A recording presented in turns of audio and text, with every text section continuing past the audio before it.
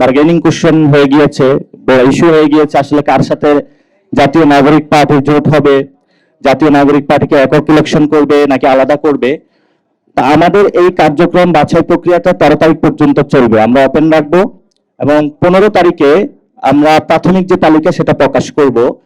আপাতত আমাদের জাতীয় নাগরিক পার্টির ইচ্ছা এবং আমাদের যে পার্টির সিদ্ধান্ত, এটা আহ্বায়ক মহোদয় পরিষ্কার করেছেন আমাদের পার্টির পক্ষ থেকে, যে আমরা 300 আসনে আমাদের প্রার্থী দিব এবং এককভাবে ইলেকশন করব।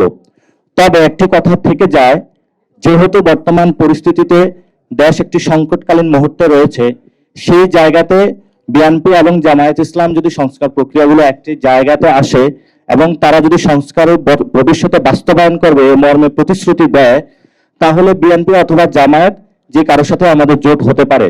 কিন্তু আমাদের এই যে প্রাথমিক যে শর্তটা রয়েছে, বিচার সংস্কার, এই বিষয়ে আমরা যদি সমাধান না হয় তাহলে কারোর সাথেই কোনো জোটে যাব না।